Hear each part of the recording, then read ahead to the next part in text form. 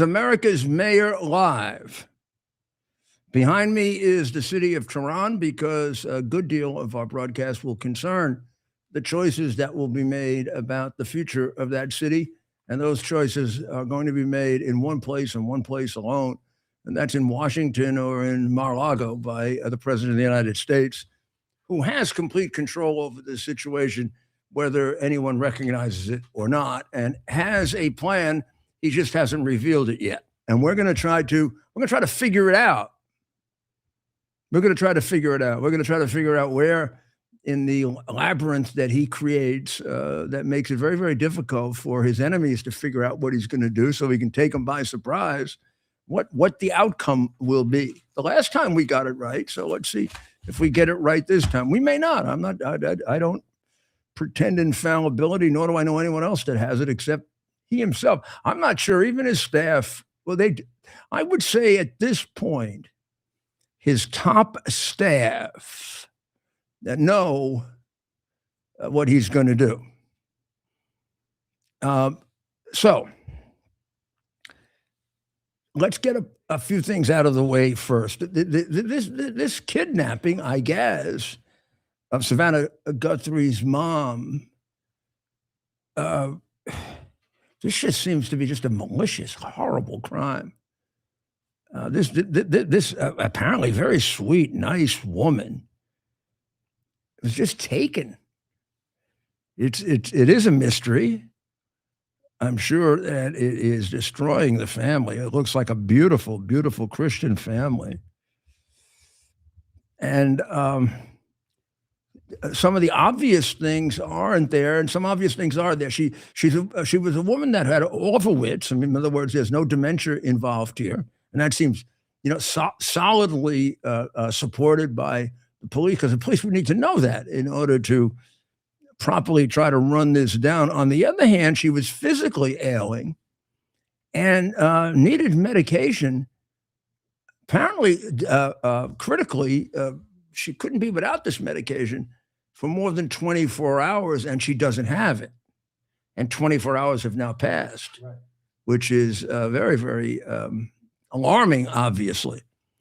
Now, we don't know if we're being told everything. I would doubt that we are. I did kidnappings, and you knew about 10% of it until we caught the guy.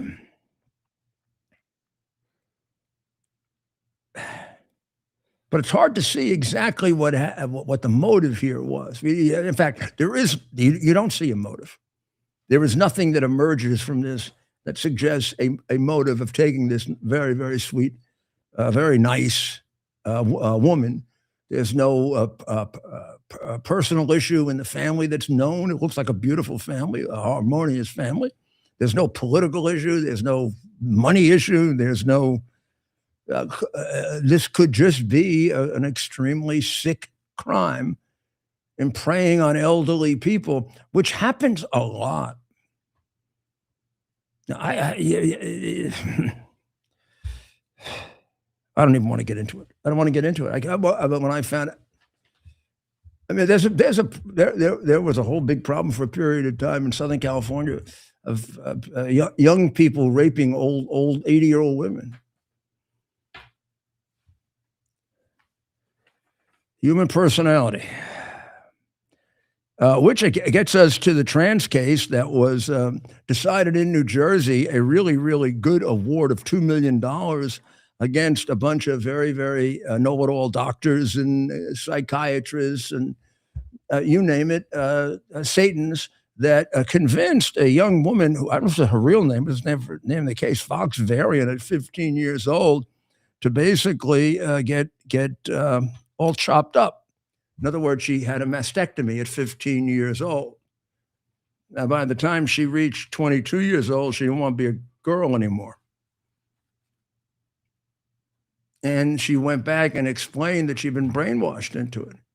And that her parents, her mother, I don't know if there was a father involved, her mother had been actually almost put into depression with this idea that she was going to commit suicide. And now we know that is largely not true. That the suicides that result happen when the transformation takes place and then later you want to reverse it. And that the general statistics that have existed for hundreds and hundreds of years are that about 90 to 95% of the people who get this ideation of, wanting to experiment with the other sex get over it in anywhere from about a month to about 2 years. So European countries have been brave and smart enough in dealing with the tyrannical lobbies that exist here to pass legislation very much restricting this. In London, doesn't matter who or what you say, you cannot begin the process of changing your sex until you're at least 19 years old.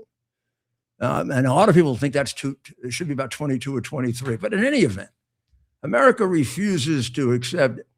Do not consider this part of the LGBTQ plus community or any of that stuff.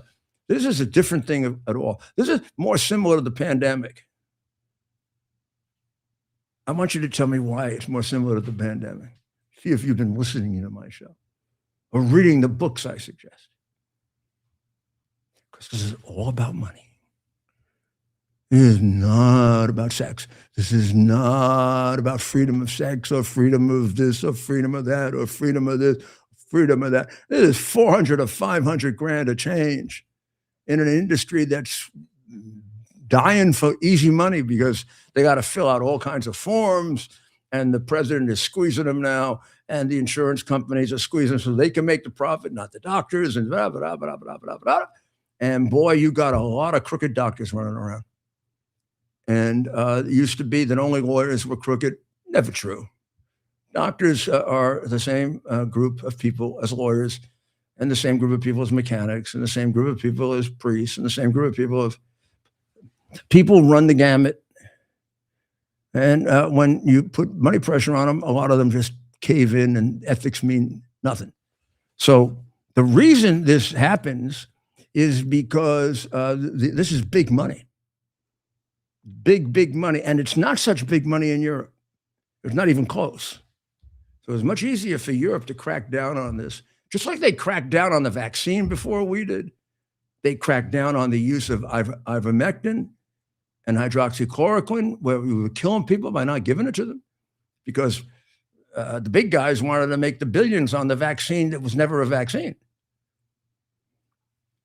So this is what's going on. And this court decision, this court, if upheld, will mean that if you are below the age of 18, I imagine it's about 18, and somebody tugs you into chopping off parts of your body, or even taking very, very powerful medicines that can do permanent damage to your body, which they can, you can sue afterwards.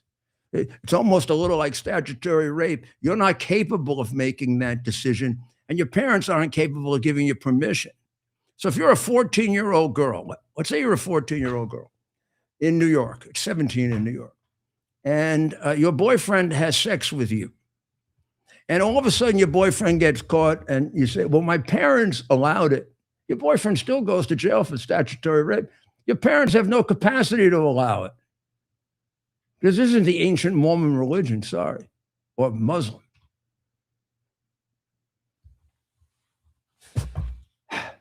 Okay, enough for that crappy piece of news. Good piece of news, but unbelievably sick subject. That we're and people want to know why has this happened to us? Please, what's the answer? Tell me the answer. Please, all of you, shout out at home why is this happening to America? Because of the influence of Karl Marx and the Communist Party. That's why. Why the chaos in Minneapolis? To destroy America. So we become part of Klaus Schwab's One World, or Xi Jinping's, one from column A, one from column B, and you will be Chinese. And you will like it. Uh-huh. Or you'll be a Muslim and you'll memorize the Quran. And if you want to be a Jew or a Christian and live, simple, get down on the ground Give me all your money and kiss my feet. Now you can live, maybe. Cause any trouble, we'll put you in the mass grave like Muhammad did. That's where we're headed, guys. Musk is helping the Ukrainians, and I like the fact that he doesn't give a shit. I mean, they're all saying, "Oh, the company has to be the same with Russia and Ukraine." Yeah, like hell. The Russians are murdering the Ukrainians. You don't have to be the same with both.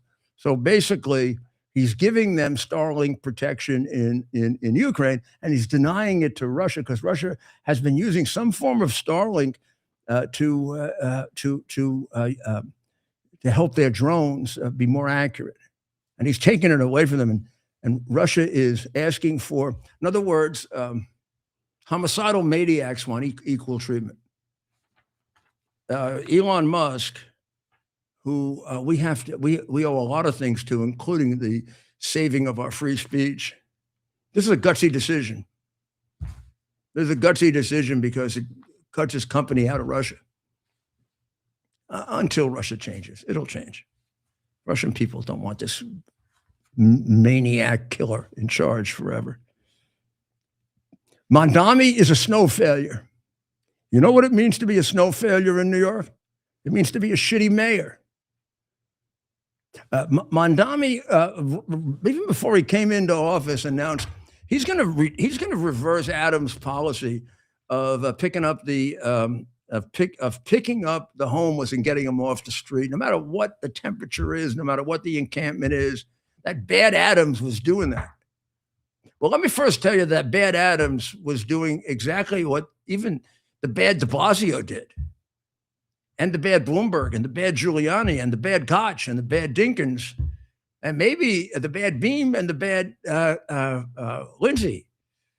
The policy of picking up the homeless, if they're going to freeze to death, Mr. Communist, Islamic, extremist supporter, is something you don't know about because you're a communist and you are a supporter of Islamic extremism.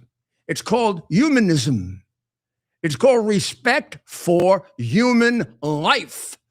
And people say, why did he do that? And I answered that on Newsmax today for Ed Henry, and I think Ed got it. He said, why would he do this? Because he's a communist. And then just add into it, he's a big, enthusiastic supporter of Islamic murdering extremists. What kind of regard can he have for human life? None. He maybe thinks he has, but he doesn't. Now, here's the thing. All over New York City, this is what's still going on 5 days later.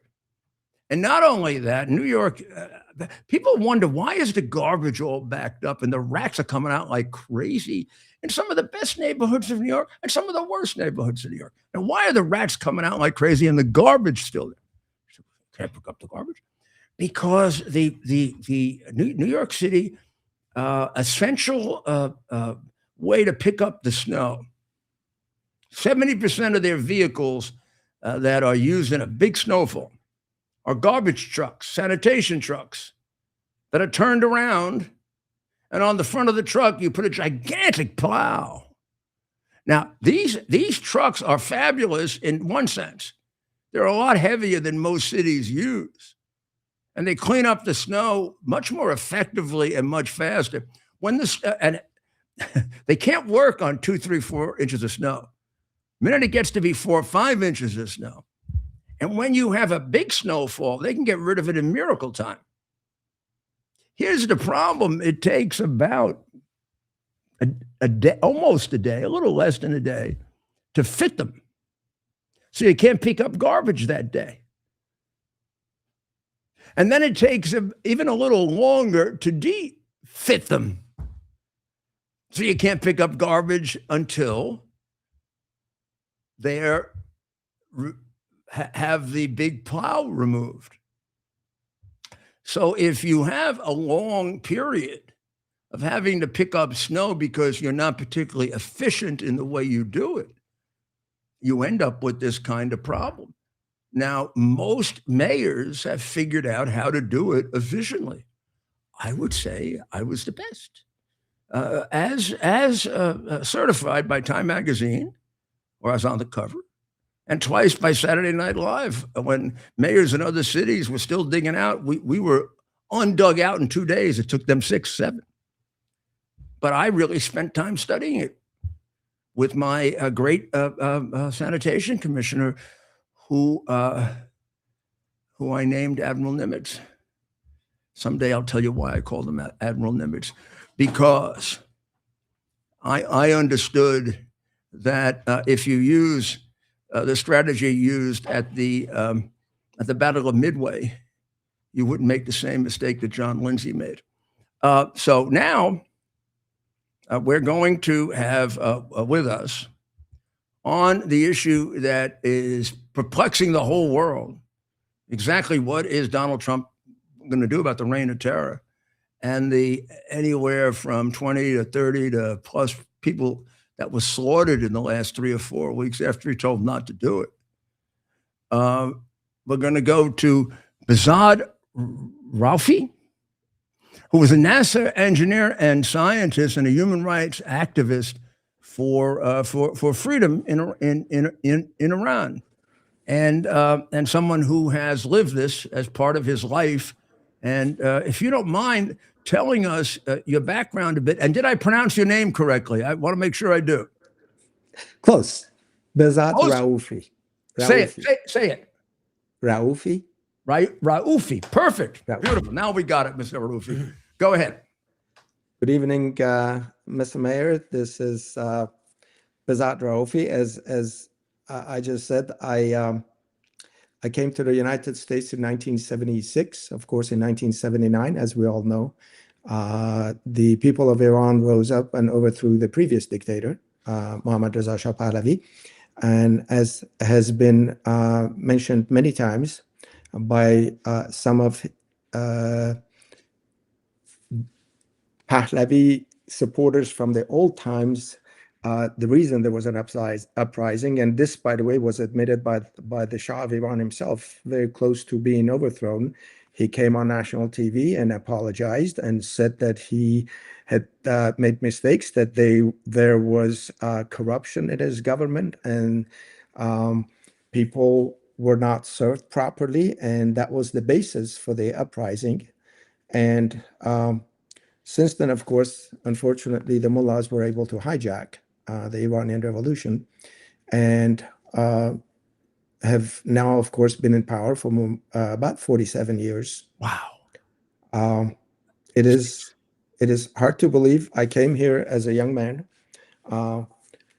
went to school. My plan was to get through my bachelor's degree, my master's degree, and PhD in aerospace engineering, and go back to Iran and not only start a field of aerospace engineering in Iran, like one of the big universities like Tehran University or Aryamer, Sharif, current name Sharif,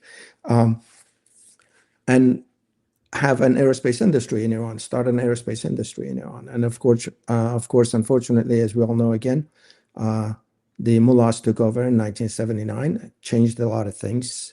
And of course, we're seeing the results now. Now, do you have any family back in Iran, or are they all in the United States or elsewhere? I come from a big family. I'm one of 8 siblings. Oh, my. God bless you. 7. Thank you.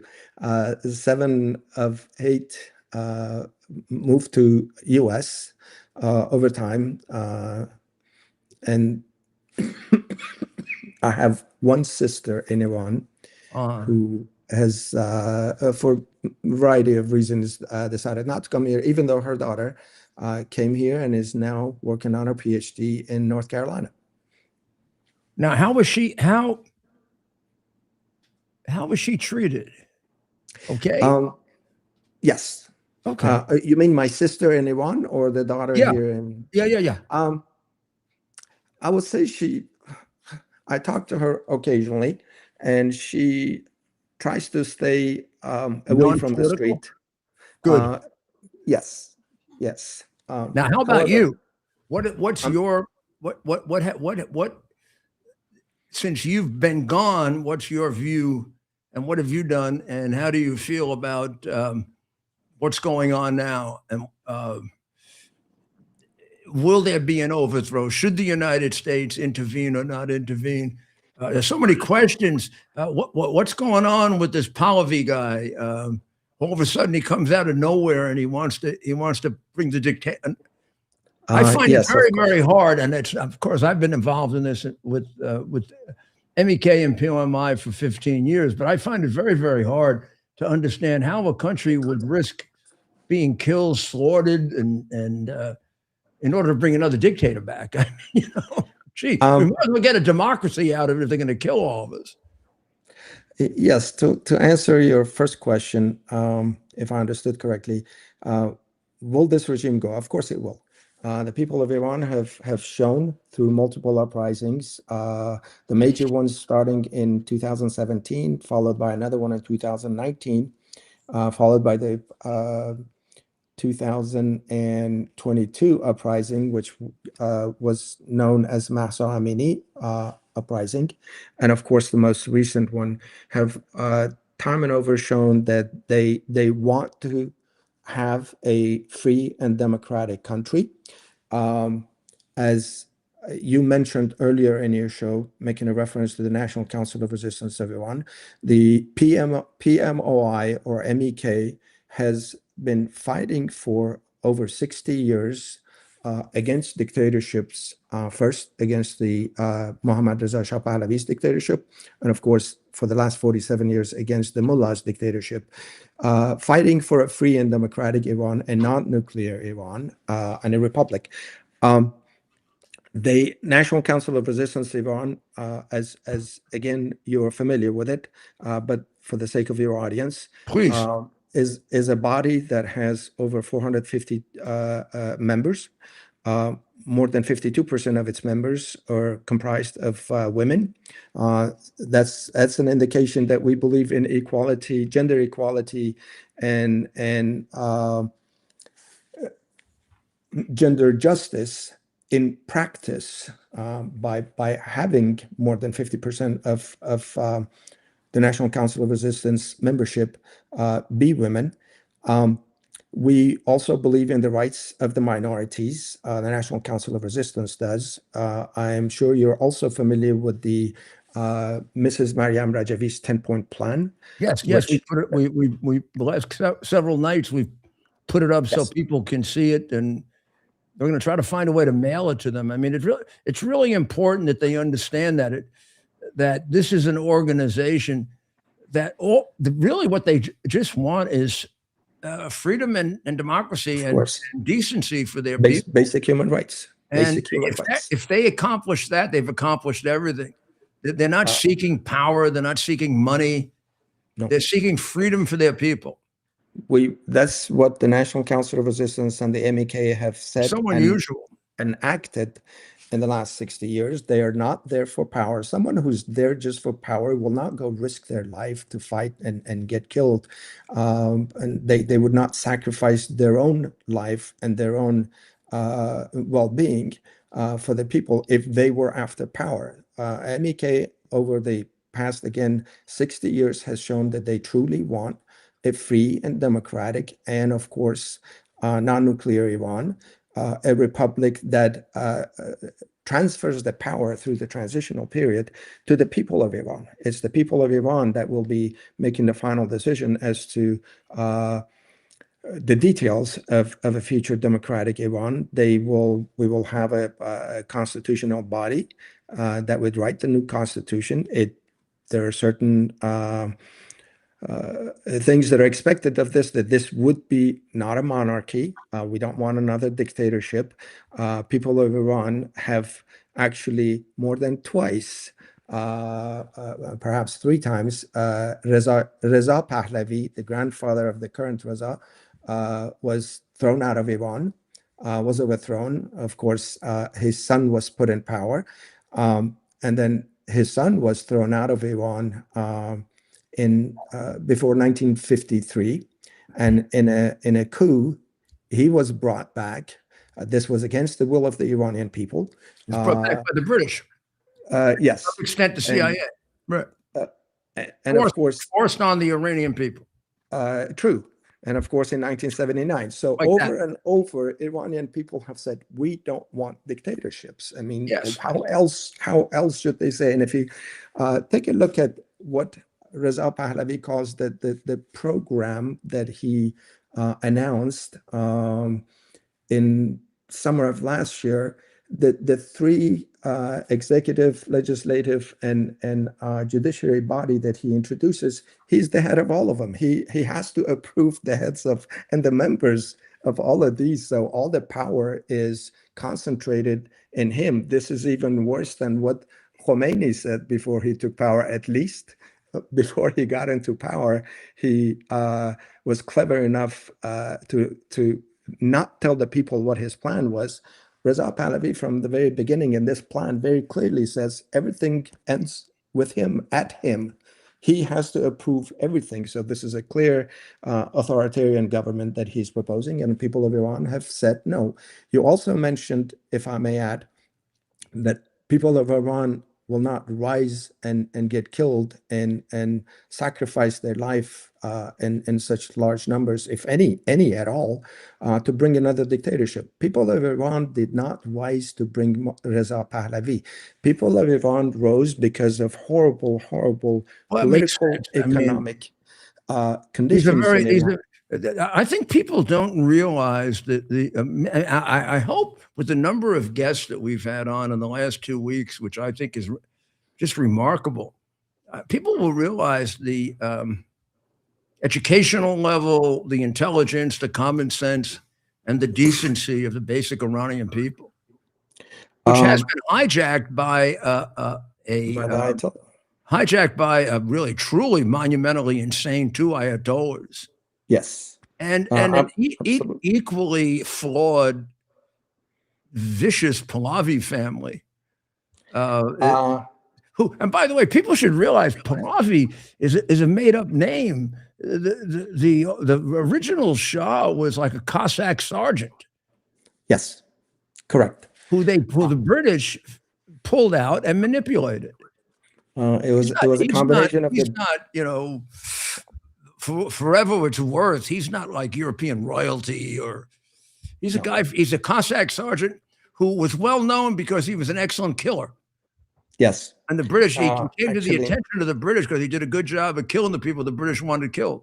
He was actually involved in the bombardment of the first Majlis, or Congress, in Iran for the constitutional monarchy that back then was a desire of the freedom fighters in Iran. Of course, now we have evolved since then. We've kicked out monarchies 3 times.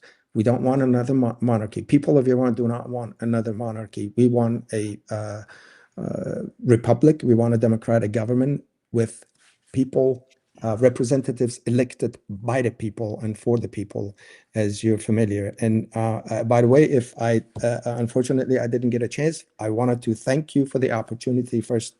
I should have said that in the beginning, to talk about this. And I truly appreciate you bringing up the issue of Iran as it's been in the news so much, and particularly. I mean, it means a lot to me, and I've told Madam Rajavi and her inner circle that they did me a favor in bringing me into this. It's one of the most wonderful things. We appreciate your support. I've ever done. Very much. There's nothing. I mean, I work for Ronald Reagan. And the thing about, and I always compare this from the beginning of being involved with them, I compare this to how Ronald Reagan engineered the liberation of Eastern Europe.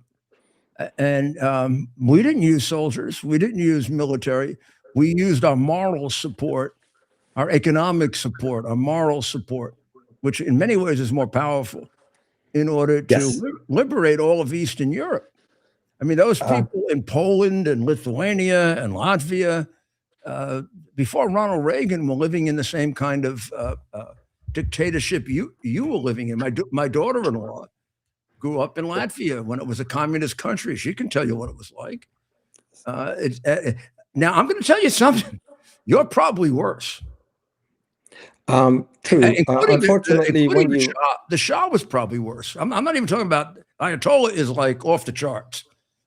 He's off That is very true. And I want to make you answer the question as to what we expect the West or the United States to do. First of all, I appreciate the fact that U.S. long time ago put the IRGC, which is the force that has kept this regime in power for 47 years. People may not realize that. You've never seen a mullah carry a gun and risk their life to protect their government. It is the IRGC and the besieged forces plus 10, 12 more paramilitary groups that have kept this regime in power. So they're very directly responsible for all the bloodshed in Iran. What we expect of the war of the West, as U.S. I guess acted as a vanguard and starting this, putting the IRGC on the terrorist list, international terrorist list, international terrorist organizations list. We also appreciate the fact that the Great Britain and Canada did this a while back. I don't remember dates. Yes, and yes. As we saw recently, the European Parliament has also joined the group. So that is the extent of what we expect of the West. We don't want any non-Iranian boots on the ground. As Mrs. Maryam Rajavi has said over and over, it is the responsibility and the job of the Iranian people to overthrow this regime and to work towards bringing about a free and democratic government in Iran. We just expect. That's exactly in line with what the president and the Western powers that support us want, and it's achievable. It's absolutely achievable. True. We hope that the world, I mean, we're at a turning point now for the world to stop appeasing this regime. Yes. They will never be, they will never become a member of the world community, a peaceful member of the world community. You can never appease them to be democratic. They will never be democratic. We all witnessed what they did when they felt like their government was about to be thrown out. They will kill as long as they can. And ultimately, to answer your very first question, yes, the Iranian people will eventually overthrow this government, relying on the leadership on the ground in Iran of MEK. They've been, again, fighting against two dictatorships. They have more than 60 years of experience fighting against dictatorships, and the political leadership of National Council of Resistance of Iran that for almost 45 years now has been exercising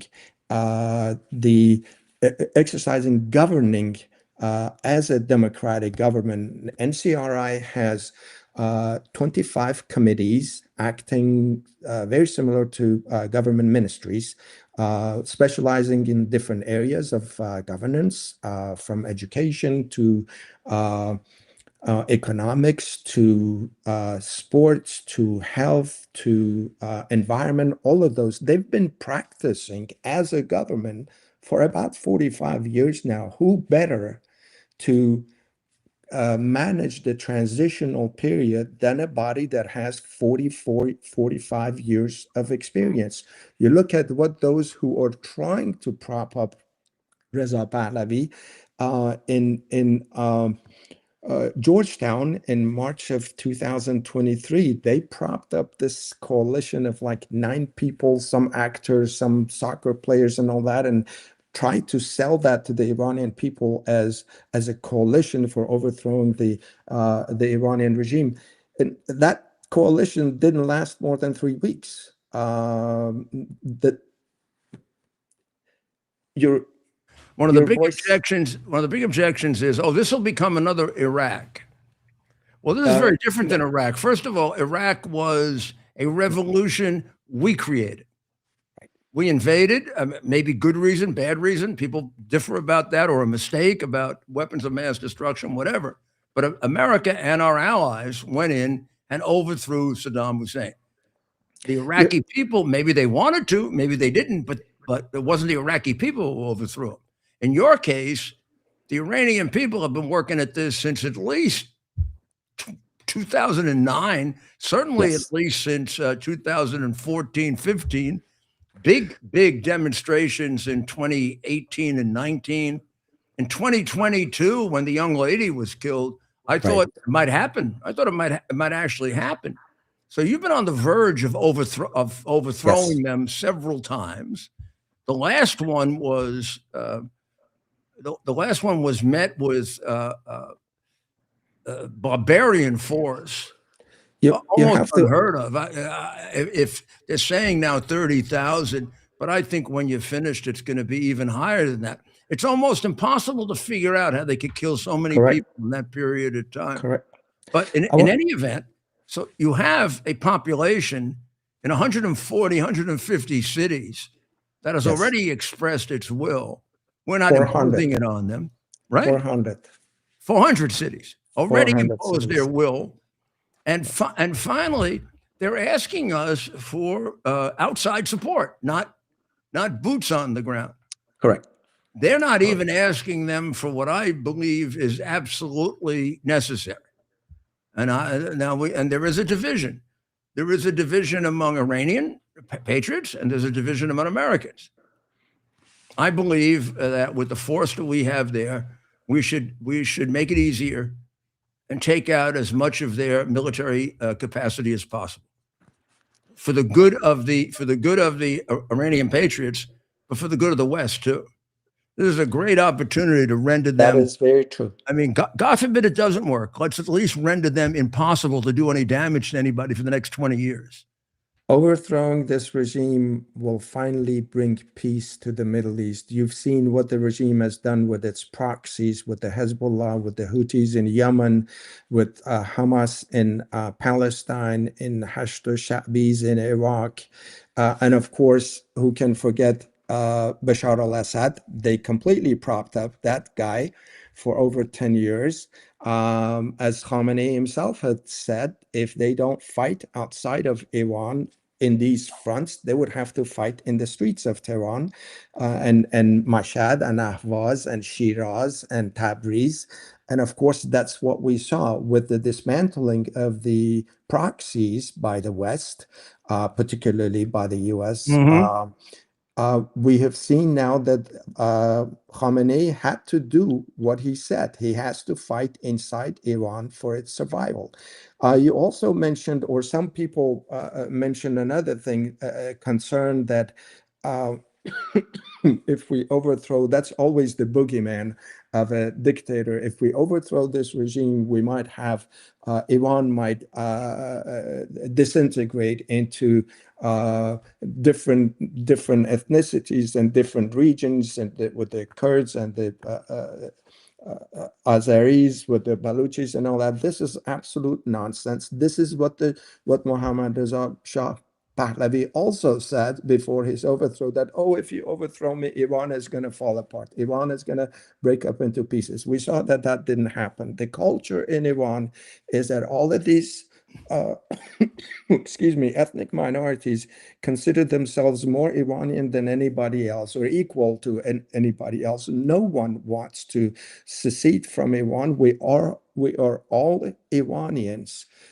Quite the contrary. If you bring somebody, like if somehow through a miracle, which I believe is impossible, there's no way for Reza Pahlavi to ever take power. He's incompetent. He has never been. I agree with that. I agree with that. He's never been able to hold even 7 people together, let alone the coalition. I think I know what you're going to say, because I've talked to a lot of the ethnic minorities. You'll have a revolution.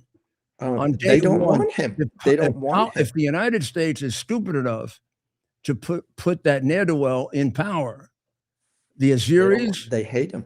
They hate Azeris, the Kurds, the Baluchis, and you name it, the Christians. They will all they'll all go to their natural habitat, which is going to create a war in the region, because the Azeris will go to Azerbaijan. Turkey will like that. The Kurds will go to Kurdistan, and Turkey will get into a war over that. And you're going to have, it's crazy. It's just crazy. I do not say it any better than if you know that area at all, just a little of the history of it, you realize that bringing this guy back would be an absolute. It would destabilize the region. If you really want to talk about going from bad to worse, you may have accomplished it. Right. I don't ever believe that Iran would break up into pieces. No, but these people will fight Mhm. any authoritarian central government. If again, the chances are not even 1 in a billion that Reza Pahlavi, he's incompetent. There's just no way he's going So to come. a, And we all know you cannot change a government by bombing. It takes force on the ground, on the streets, it does. Iranian people. May I put in one good word for bombing? I'm sorry. Can I put in one good word for bombing? Put Please, in one good word for you know what it can do? It can take out a lot of their some of the heads of the capacity. state. It can take out their places where they have their arms. It can take them out. Perhaps, perhaps. Um, and the way we bomb is not. You saw what happened. It almost could be done without any danger to the civilian population. The way The, we do it, the point I was trying. and with the help that we have inside Iran. Yeah, remember when the Israelis hit Iran? They hit the buildings and they just took out the scientists in the building, like Yes, apartment the nuclear science. 5D. Yeah, Just the apartment nuclear sciences. 5D. There's an extraordinary amount of intelligence about what the Intelligence. heck is in the same way that we got Maduro out. And I mean, the Ayatollah apparently just came out of some tunnel a day ago. I guess he doesn't really Hiding. believe that he's going to get some great reward in paradise, or he wouldn't care, right? It's not about paradise. It's about power. They know that. I know. It's all about money and power. Yes, To yes, and me, this religion thing is nonsense. They're all an organized crime. They're an organized that's crime group just the cover. using religion as a thing to get the masses. Absolutely. Absolutely. It's all about power and money, as you said. The thing about bombing, the point I was trying to make is that it ultimately takes people on the streets to fight this I agree with dictatorship that. and It won't do overthrow any it. good And if there that's the isn't a Iranian follow people. through. That's I the agree with Iranian you completely. If there isn't a follow through on the streets, it will do no good. But you have that. Yes, And absolutely. and I And know we have the there's a network. division of opinion about that among the Iranian patriots and among the American military. There is a division, and I can see both sides. I just think right now it needs a little push. That's me. Perhaps, That's my yes. opinion. That's my opinion. I could be And wrong. well, I guess we'll see how it's gonna unfold. Yeah. The one thing I wanted to point out is that yes, it's that force on the ground through a network of resistance units, organized and trained by the MEK, in order to fight against IRGC to defend the people. And what happened in this end of 2025, early 26 uprising, it was wherever the resistance units were involved, they were able to actually protect the innocent people who had come out to demonstrate against the regime. They were able to block certain streets to prevent the oppressive forces, the IRGC, from quickly I guess sending their thugs with heavy military grade weaponry to kill people. It was the resistance units that actually slowed down that process, slowed down that offensive by the regime. So it is with the help of this network that we will ultimately organize the people, and that is part of their responsibility, to organize the uprisings and to protect the people against IRGC. And that's what they did wherever they were present. We believe that the number of casualties on the part of the people was significantly lower than some other areas where they may not have been present, because again, over many years, they've been trained to prepare for such a situation to defend the people. Well, thank you very much. It was extraordinarily helpful. And Thank you. the analysis is extraordinarily helpful to my audience who, you know, It must be in the last 5 weeks we've had an education, and it's really a little ridiculous that this hasn't happened. This didn't happen 47 years ago. No, it's It is. the people of Iran have paid. I've been opposed to it since 47 years ago. I thought we should have taken out the Ayatollah when he took our hostages. Where the hell did he come off taking our hostages? I was surprised. I mean, it's the only thing probably that disappoints me about President Reagan. He got the hostages back, but he should have gotten rid of the Ayatollah. Perhaps the world was not ready for that yet. And so should President Clinton, and so should President Bush 1. Obama wasn't going to do it because he gave him money. Right. Trump tried to do it. Unfortunately. First time around, wasn't ready yet. Biden gave him a fortune. Yes. And now I do believe that Trump will not leave office with the Ayatollah there. I believe that. I believe it. We'll see.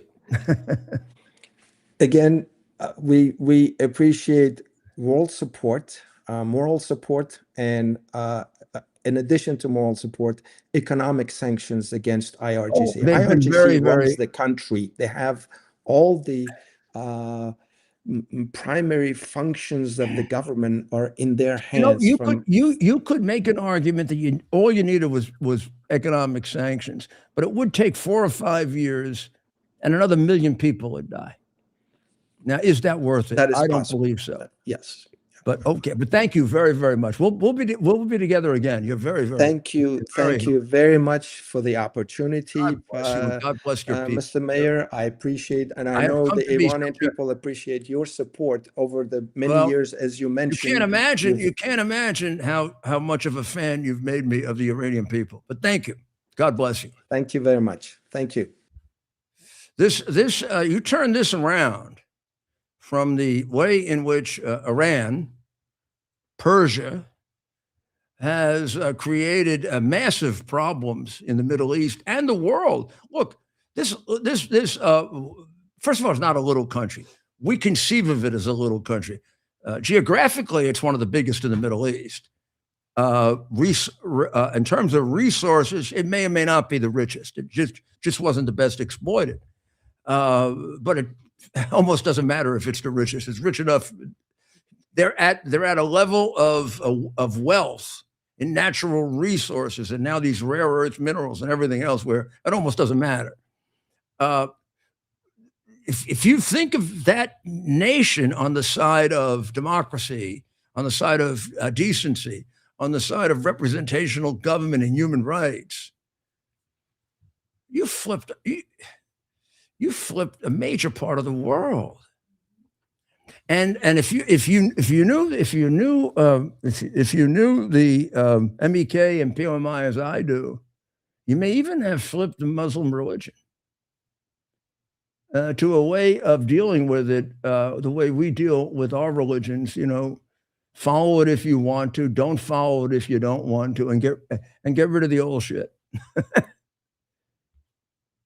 The stoning crap, and sure, it was in the Old Testament, but nobody does it.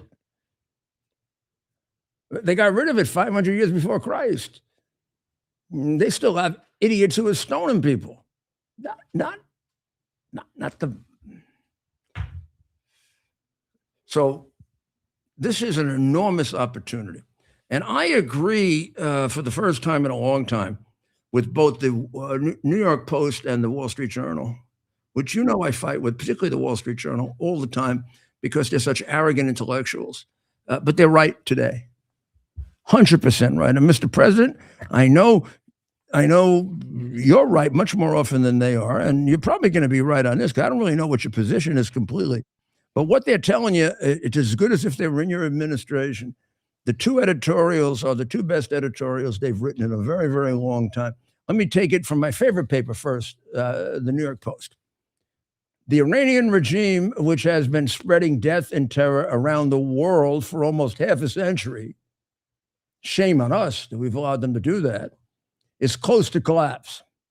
What better time for President Trump to strike and kick over the rotten timbers supporting it? helping liberate its 90 million people, transform the Middle East, and ensure his place in history. He must not miss this chance. Mr. President, the great American presidents, a lot of people say the great American presidents are the presidents that had wars. We had the Spanish-American War. Nobody remember. The great American presidents are the liberators. George Washington, he liberated us originally. Abraham Lincoln freed the slaves with the sacrifice of 300,000 to 400,000 people who fought to free the slaves, mostly white people. Would you please remember that? Franklin Roosevelt, who was otherwise a terrible president, for liberating Europe. Of course, then we can say delivering Europe to Stalin, but he did liberate Europe from the Nazis. And people like to forget the second part and make him a hero, because that was quite a liberation with the Nazis. To deliver us over to the tender mercies of the communists wasn't exactly, I just think you should just take them down from what's that, Mount Everest? No, Mount Rushmore. Take them down from Mount Rushmore and put Reagan there. And then Reagan, who delivered Eastern Europe from atheistic communism. And they haven't gone back. In fact, they are our strongest supporters. You want to talk about Europe? We want an alliance with Europe, and we worry about England becoming Muslim and France becoming Muslim and Germany becoming who knows what. I'm hoping Italy will become something great under the great prime minister they have in Greece. But okay, but we got a solid Eastern Europe. Woo! I'll go to war with them on my side, on Poland and Latvia and Lithuania. Estonia was supposed to be pro-Russian. They organized Latvia and Lithuania against Russia because they saw they're intelligent people. Maybe they had a misconception about Russia, like the people of Kharkiv that were pro-Russian. They weren't just pro-Russian, they were Russian. They're the biggest opponents of Putin in Ukraine, and they're right on the border. Sweden and Finland join EU and NATO? Pacifist countries? Ooh. That's the world we can have. You take out Iran and you convert them into what they can be with this diaspora they have is wow. I mean, the biggest problem is we're not going to want to give up a lot of them. These are people that are working for NASA. These are people that are creating things for us that are unreal. But we'll give up some of it, and they'll give a lot back. It makes the ability to have peace in the Middle East very, very doable. Because no matter how much, Mr. President, you try with the Abraham Accords, Iran will find a way to interrupt them, like they did with a good deal of the reason for the attack of October 7 was to break up the Abraham Accords. Now, it probably in history will turn out to be the worst mistake they ever made. A horrible thing. I mean, no solace for the 1,200 people who were ripped apart like animals. But if we just look at it as a historical choice, I would think even now, the people who have any degree of reflection in Iran realize, boy, that was a big mistake. We were sitting here. Before that happened, we had Hamas. We had Hezbollah, and everybody thought they were very powerful. We had Assad. Everybody thought he was very powerful. We had at least half of Iraq. And we had the Iranian people completely bulldozed. And we had China and Russia thinking we'd be heck of a good allies. What an axis we had. We had like a forming massive alliance in what we would call the Northern Middle East, right? Because of Biden, we started to see defections in the Southern Middle East. Before Biden came along, Saudi Arabia and all those countries were moving over toward Israel, right? They did the Abraham Accords with everybody except Saudi Arabia. Saudi Arabia was getting real close in the first Trump administration to coming over. Their problems at that point were fairly realistic, their own street. And then Iran gets the wonderful, wonderful benefit of their biggest financial supporter being Joe Biden. And what does Saudi Arabia do? Saudi Arabia says, we got to make peace with them somehow. Who's going to defend us? We don't have nuclear weapons. Why would Israel use their nuclear weapons for us? Maybe they would have if they had been able to think a little further ahead. But that could have caused a revolution on their street. And the royal family, believe it or not, is extremely insecure. The royal family is constantly in fear of their being overthrown by the street. I think Mohammed bin Salman has moved that a little, but he grew up under it, and I'm not sure he can move it completely. The only thing that'll move it is if they get Iran gone and the Islamic Republic of Iran is no longer there to affect the street. When they're gone, Mohammed bin Salman will be able to, within a very short period of time, accomplish what he wants to accomplish with no real opposition in the Muslim world. And I've told this to anyone that wants to hear, including the president. I believe this. You're not going to have peace in the Middle East as long as you have the Ayatollah or a theocratic government seeking to achieve the objectives of the Quran in Iran. When that's gone, then they have a chance to move on to modernity. Then they have a chance to do what Ataturk was doing that got interrupted, and Erdogan has turned completely around. And also, you know, when the president says, this guy is my friend and that guy my friend, I hope Erdogan is really not his friend. Erdogan's a really, really bad guy. Really bad guy. A lot of blood on his hands. And of course, he pretends to be a very, very conservative Muslim. I don't think he's anything but a power-hungry, money-hungry killer. And that's from personal experience. I mean, I've dealt with him. I've dealt with him even on prisoner exchanges. So this isn't like, oh, gee, I'm right about him. I'm not sure the CIA is, but I am.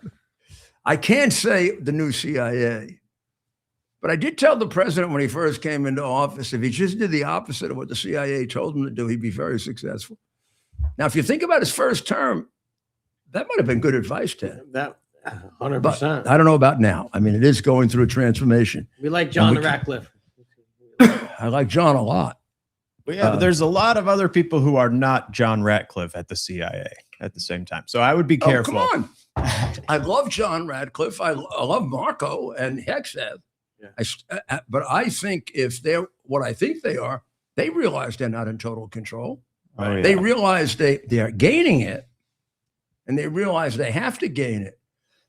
So just think you can listen, and sometimes we can analyze what Pete or Marco say, and I can show you how they're hedging things because they know they're not getting completely or no, maybe they're not sure. They're not sure if they're getting straight like they should be. They should be. The Secretary of State should be sure that he's getting a straight, honest appraisal from his ambassador. That looks out for the best interests of the United States of America under President Trump's administration. You're right, Mayor. But just practically speaking, we're talking about these guys coming to these positions, these organizations that have been around for decades, right? With people that have had their own motivations that have been involved for decades. So the mess is too big to clean up. Television, so I can get some women watching. I gotta get a haircut.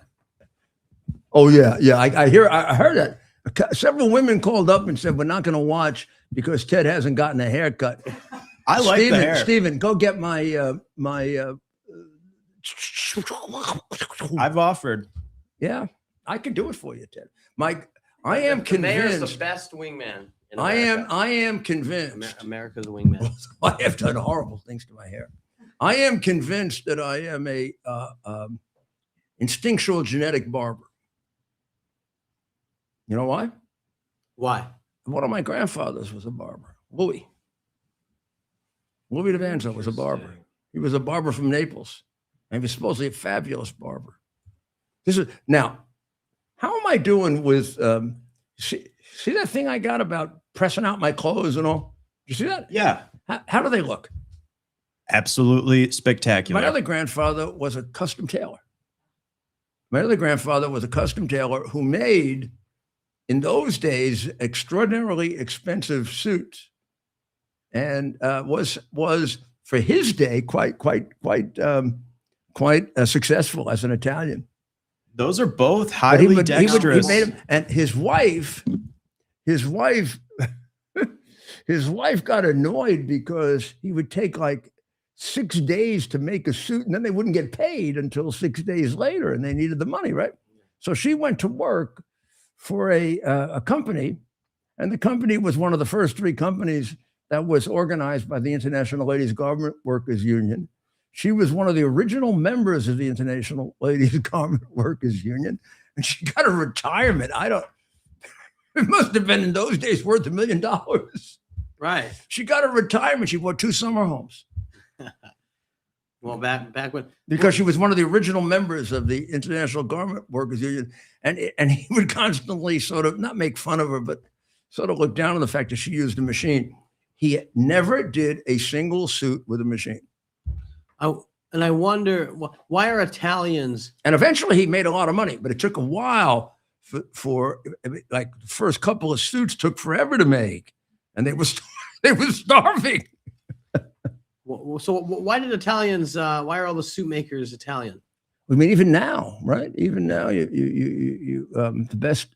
I still think the best suits are made in Italy, even much better than England. Or English suit makers make you look like skinny little wimps. Yeah. Oh, the skinny tie. I'm not a big fan of the skinny tie. Well, it's the fabric too. From it, like they source the best fabric because honestly, in New York, you can get a beautiful suit made for you. Sure, you can. Yeah, New York. Yeah. I'm going to tell you a story sometime of a suit that I got made in Singapore. Several suits I got made in Singapore that I left behind. Oh, no. That's the way to go, though. Myself and all of my security. Next time I have John Houvain on or John Fleming, I will have them tell the story. It's a hilarious story. Hilarious story. I think I've heard it, but we'll save it. You've heard the story, but it's a great story. We'll save it for another time. Right. And it was in Singapore too. I mean, in Singapore, it's like an honest city, but they do have phony tailors. I have to tell you that. Where? Singapore. In Singapore. Oh, okay. Yeah. Do you know that I get Singapore and Shanghai mixed up? Not in my mind, but in words. Okay. So sometimes I'll say Singapore and I'll mean Shanghai, and sometimes I'll say Shanghai, and they're very different. Singapore is an independent country, hated by China, hates China. In a way, it's a love-hate relationship with China. It's a capitalist city. It's a city that we know with very, very strong. Remember the famous incident is the guy who got caned under the Clinton administration in Singapore. And it has it started one of the first sovereign wealth funds that at one time used to be the wealthiest in the world. Yeah, my understanding is that it's thriving. Oh, it still is, but I would imagine some of the Arab countries, have more wealth to put in. I think, but I'm not sure. It's still one of the best. It's the one they follow the most in terms of expertise and guidance. And if they invest, everybody tries to invest. But it's quite a country, and it has a functioning relationship with China. I think China respects it. in a certain way. They respect Singapore. Well, the proximity They and the hate size it, of but each they other. respect it. Because Singapore can do what they can't do. Because Singapore uses complete capitalism, complete free market, and they make a fortune. And China is, half starving. And now the other half is in, I don't know if you call it inflation, deflation, or property is worth nothing. And remember, they have another half of their population that's third world, Right. fourth world. They're not inflation. They wouldn't even know what inflation or deflation is. Yeah. They don't know what food is. So let's take a little time to talk about this Iranian thing and the choices that exist, and let's take a look at what is absolutely necessary whenever you consider anything, any situation that's geopolitical, and that is to look at a map, which I know young Americans never do, because they don't even know what a map is. It's like asking them to add without using their cell phone. You know about the ones that couldn't tell time, right? The kids that went to school that couldn't tell time. It's getting worse. Oh no, it's that bad. The AI is getting worse. It's making it 100 times worse. What's that little one there? That big one? Roman numerals? Why would we have Roman numerals? The Roman's been gone. I can't read Roman numerals. They can't read, traditional numerals. Divide 4 into 8. Hold on, let me ask ChatGPT really what quick. does that mean, divide 4 into 8? Why would you, first of all, why would you want to do that?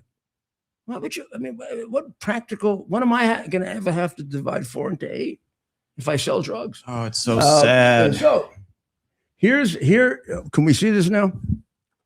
This is the area that we are talking about fresh, without seeing all our ships there, their ships, whatever. First thing you noted about it is how big Iran is, right? Yep. Bigger than Iraq, bigger than China, but not as big as Saudi Arabia, right? However, probably a lot more useful land than Saudi Arabia. Is it wealthier than Saudi Arabia? Who knows? Who knows? It really depends on who exploits it and how you exploit it. Probably Saudi Arabia. I wouldn't even say that. I think it would really require a hell of an analysis. But it is a better terrain in the sense that in the southern part there, you got a lot of mountains. So it's not just like just a big desert. The desert is sort of in the middle here. And that's where, remember, MEK found the delivery systems in the desert. Right.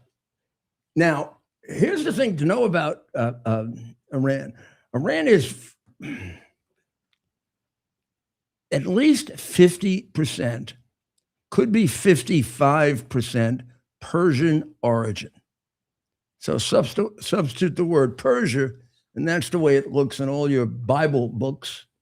If you go look at the time of Moses or the time of Jesus or the time of Abraham or the time of... It only became Iran under the crooked Pahlavi family in the 1930s, when he was flirting around with, honestly, he was flirting around with Hitler. The reason they threw him out was the present idiot's grandfather was a Nazi. He loved Hitler. So the British said, they actually invaded Iran, which was a little detour from the Second World War. And they pulled him out, and they put his numbskull, silly little son in, who they controlled then for the next number of years. That's the one who is the father. And what has happened is, as usually happens, so the old man was a massive killer and a very tough guy, a Cossack sergeant, not a royalty. They made him, the Pahlavi is a made-up name. Then they threw him out, put his son in who hated him. Son said he was the most vicious man he ever knew, his father. The son, however, did not have the toughness that the old man had. Right. And the son couldn't decide a damn thing. In fact, he ran away in 53 when Mossadegh created a democracy. He just ran away. Okay. Not me. And the British brought them back. Right. Killed everybody and brought them back. And the Americans, the CIA. So that's the country that gets overthrown, thinking they're going to put it in a democracy, and they get the Ayatollah. But I want you to notice, first of all, how big a country it is, okay? It's not a small, it's 2.5 times the size of Iraq. And so the idea of invading it and conquering it is stupid. And you don't have to. Now, I can do it on here. Well, let me do it on here first. But basically, we've positioned ourselves in terms of our military. We've positioned ourselves in great spots, I would say. We're here. Okay. We're here. We've got one in the Red Sea, just one. And you can see why, because you can get jammed in the Red Sea. You get stuck there. But we've got a big carrier there. And then we got about 4 here. Like I said, well, why would you have them in the Mediterranean? I'll tell you why. It is not very far. I mean, think about it. This is not very far from here, right? This part of Iran. This is not very far from here. And this is not very far from here. We don't have to use any land bases. And these kiss asses will not allow us to use land bases. Right. Saudi Arabia says, we're very afraid of Iran, but you can't use our bases. United Arab Emirates that hates them. Probably there's no one that's more opposed uniformly to Iran, even has opposed Saudi Arabia getting somewhat close to Iran than the United Arab Emirates. Right. Can't use our bases. We got 2 there. I haven't heard what Qatar has said. Now, you'd say Qatar be the first one to say yes or no, because they're the ones who play both sides against the middlemost. But they've got our biggest base. Right. And if they don't let us do it, I don't know how long that base can be there. And that base goes, and they may go. That's right down here. It's right here. See how close that is? It's right there. Right there. We have a base in Kuwait. Nothing's been said about not using Kuwait. After what we did for Kuwait, I can't imagine they're not going to. And look at that. We could walk across and hit them. So the ships allow us to do it without any base.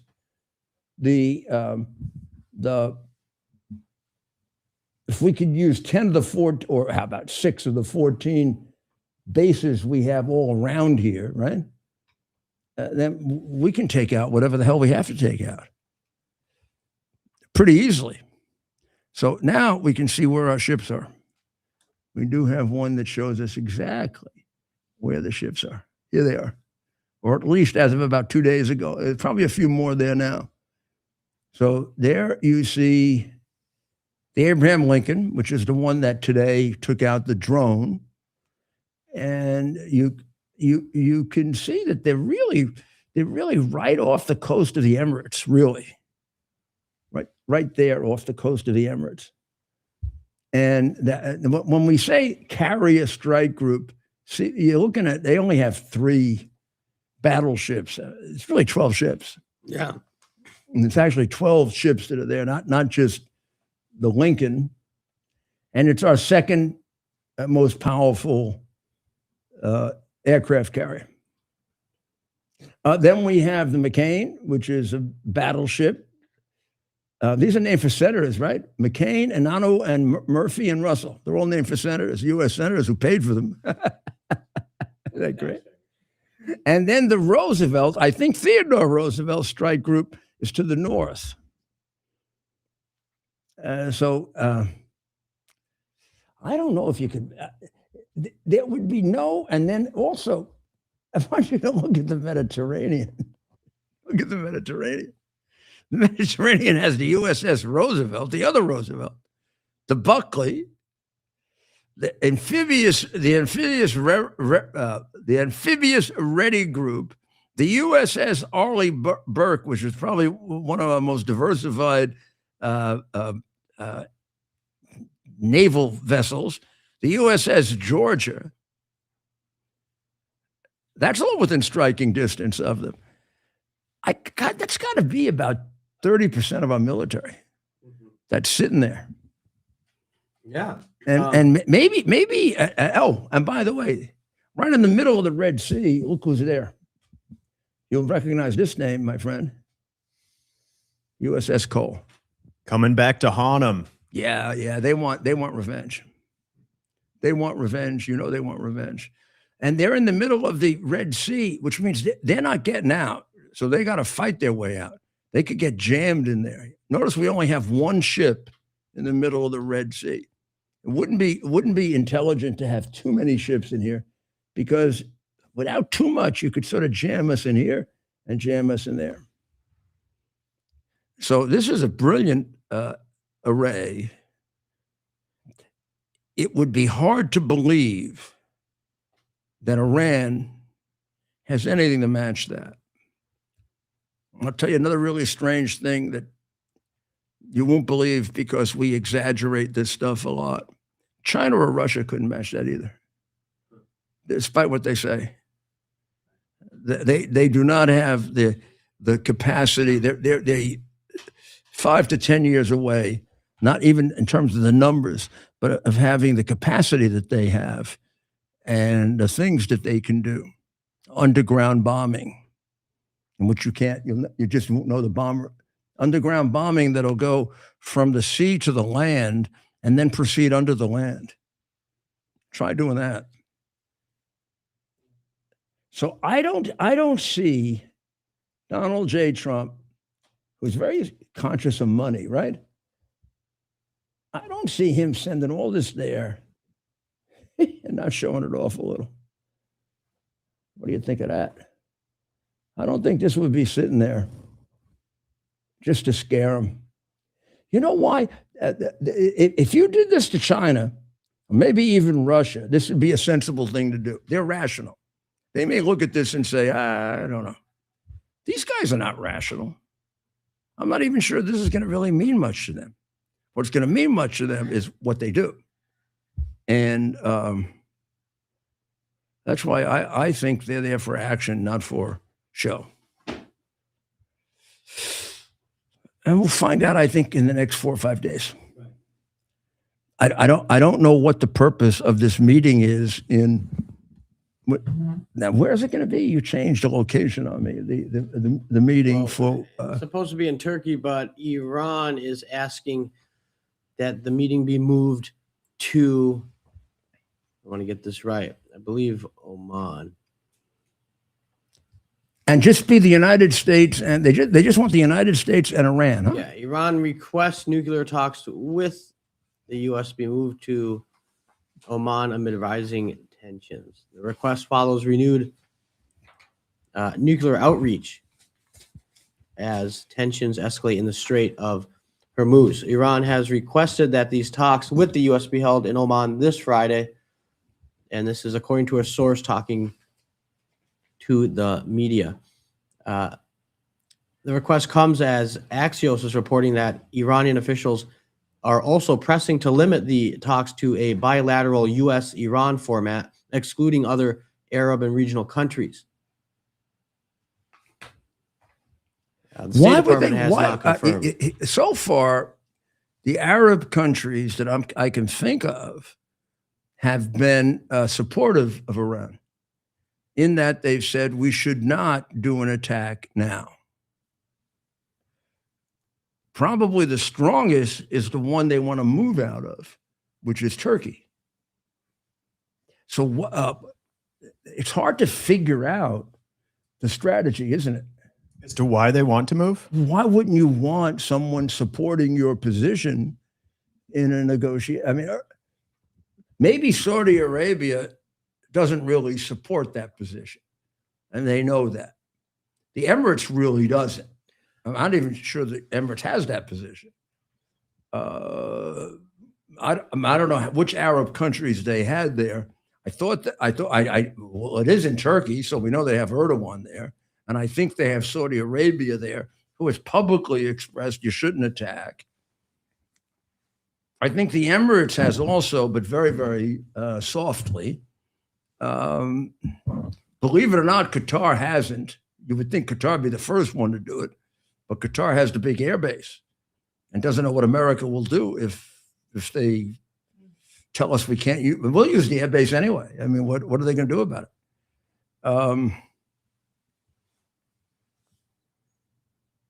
Well, I think that Oman is the only country that's supportive of them.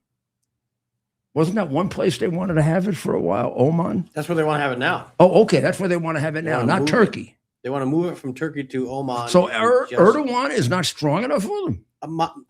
I have a feeling they want to speak they want to speak to Trump, the president, through. I seriously doubt that Trump is going to get on an airplane and head over there to Oman the president's not going, but I think Iran wants to have this conversation directly with the United States, and of course that is President Trump at the top through Witkoff and through Kushner.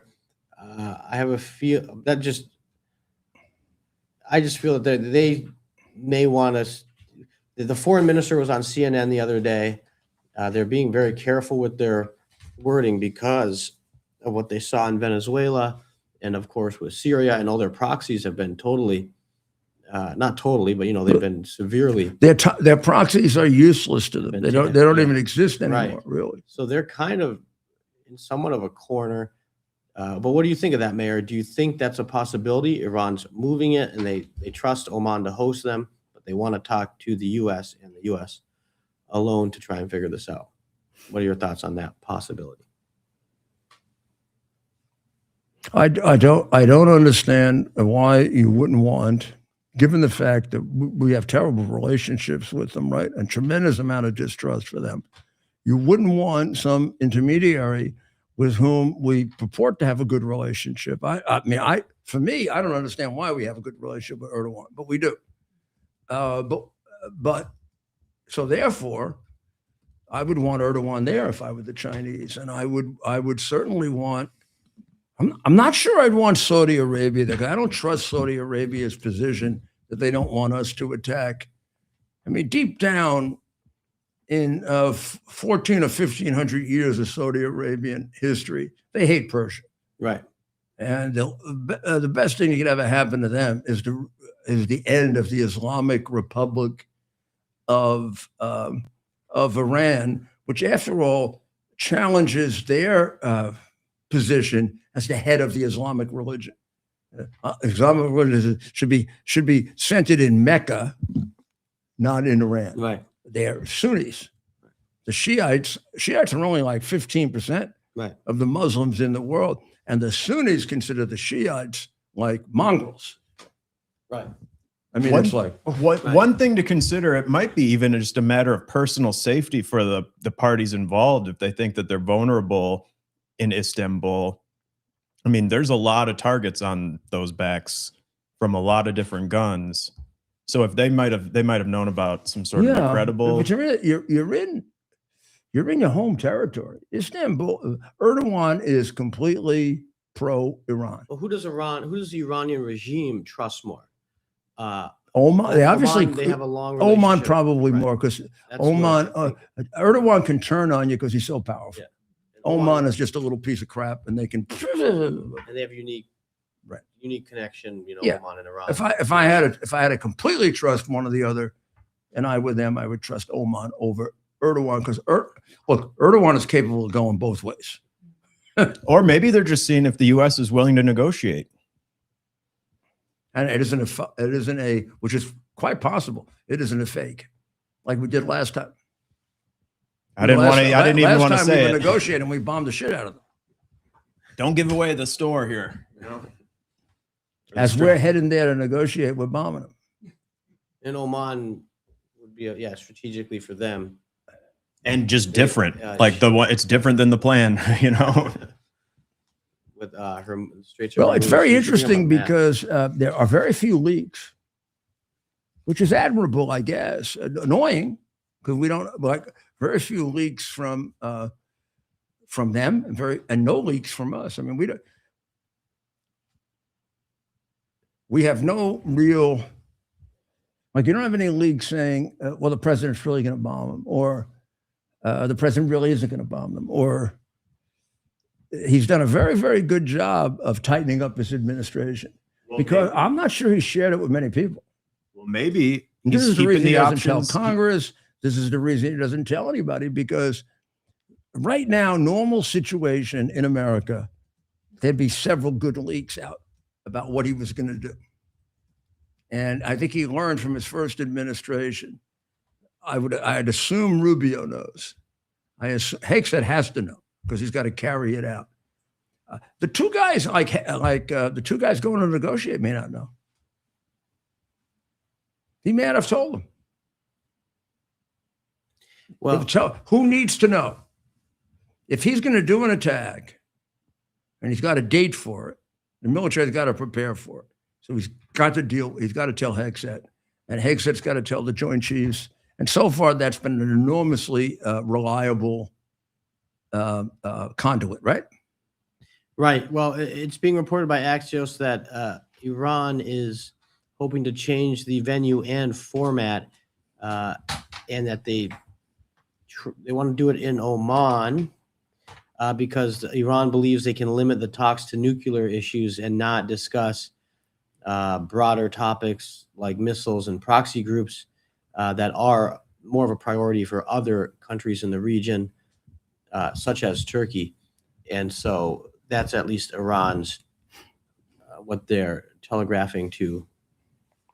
And if we say yes to that, it's very hard to even interpret what that means. Exactly. We just kind It of could mean we're being agreeable with them. It also could mean that this meeting doesn't mean very much, and we're just trying to fake them out. So what the heck? We'll say Oman, and on the way to Oman, we'll start bombing Tehran. Discussions are ongoing about whether other countries from the region will join the talks. It does appear now that the U.S. is open to moving it to Oman. This, according to Axios. It seems awfully accommodating of us to do that. More than I would think we would be. Which An Arab source. Which leads me more to think it's a setup. But An Arab source has told Axios that the talks are now expected to take place in Oman on Friday, with the Trump administration agreeing to this request. This, according to Axios. Sounds like we'll agree to anything. But the White House did decline to comment. So these are sources not inside the Trump administration. Axios has described it as an Arab source. Well, and who knows what Iran had to give up just to get to that stage in the negotiation as well, right? Like, well, there's still a lot that hasn't been reported, hasn't been leaked, that we don't know, that we will find out.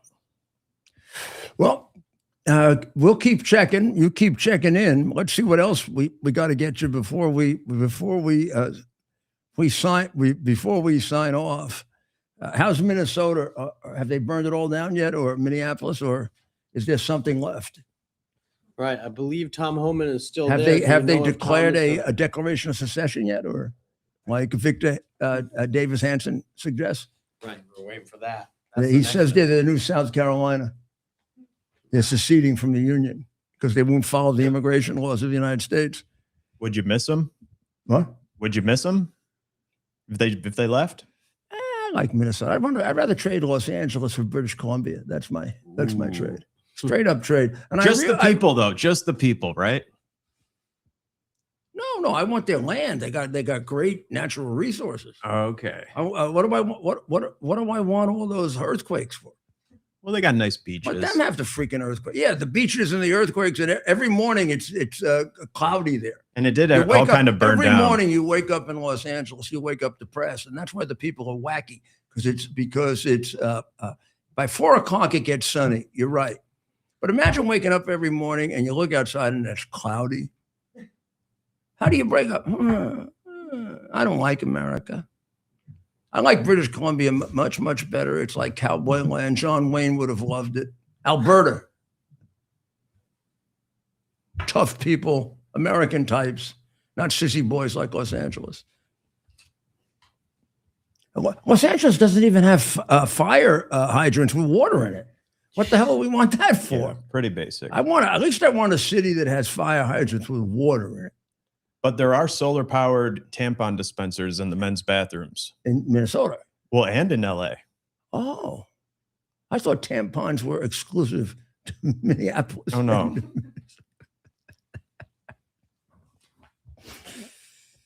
It isn't really funny, you know. Well, it's just so absurd. What planet are we on? Leaked Iran playbook reveals Tehran had long planned its bloodbath on protesters. Resistance group says. This was today's press conference, right? Right. Iran's ruling clerics knew a nationwide revolt was coming and plotted a brutal, premeditated crackdown months in advance, according to explosive new audio recordings and secret regime documents released Tuesday by the most prominent Iranian opposition group in the United States. Yeah, the one that is constantly maligned and misrepresented. Only A brilliant counterintelligence, by the way. Right. The National Council of Resistance of Iran, whose intelligence first identified Iran's nuclear program way back in 2002. And you would think that would have given them the credibility. Right. From then on, said the Tehran regime coldly mapped out a mass slaughter of protesters, including orders to cut off the internet at the right time, unleash live fire on crowds, embed undercover agents in demonstrations, and manipulate protest chants to weaken the uprising. Sounds like the groups in the paid groups in Minneapolis. That Ms. Good and Mr. Pretty, Mr. Pretty, I call him Pretty, Good and Pretty.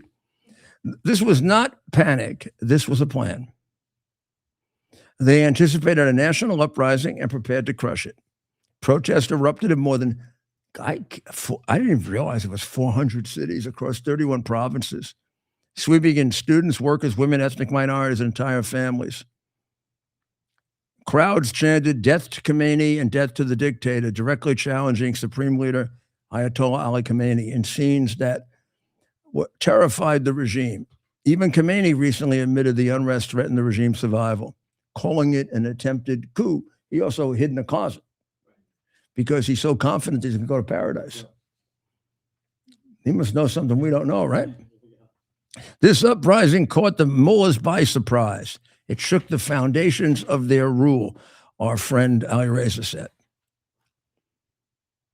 The opposition unveiled a 129-page comprehensive Tehran security plan drafted by the Islamic Revolutionary Guard's Sarala Garrison. And this was done way back in the fall of 2024 to deal with protests, like ultimate protests. The plan, parts of which the Post has reviewed, this is the New York Post now, details identifying high-risk citizens and families likely to protest, at what point to deploy RRGC forces, when to impose internet blackouts and isolate protesters, and how to escalate the crackdown from police control to military suppression. It also laid out the main reason behind civilians' distaste for the radical Islamic regime, indicating Khamenei knew well in advance that his people disapproved of his leadership, bringing on sanctions for his pursuit of nuclear weapons and support of proxy terrorist groups. What currently causes this is a quote now from the document. What currently causes the greatest public dissatisfaction is people's concern and frustration over the repeated fluctuations in the exchange rate. That's what started the first one at the bazaar, right? And consequently, the disruption of prices in the market, which has affected other areas such as cultural, social, political, sports, and so forth. And then they have a crisis response listed here that they had put together. And it keeps escalating. It keeps escalating in force and violence with whatever is necessary. NCRI also released an audio recording from an April 2025 high-level security meeting attended by Iran's intelligence minister. In the tape played for reporters on Tuesday, officers bragged that they had neutralized all potential threats and believed another uprising was impossible. Just months later, their worst nightmares became reality. This was not crowd control. This was a crime against humanity. NCRI has identified roughly 2,257 people killed during the January crackdown, with more names still being verified. The total death toll is likely much higher, with some international estimates over 30,000, as some families declined to report their loved ones' death for fear of reprisal by the regime. The dead included 150 children and 245 women that are documented, with tens of thousands wounded and more than 50,000 protesters arrested.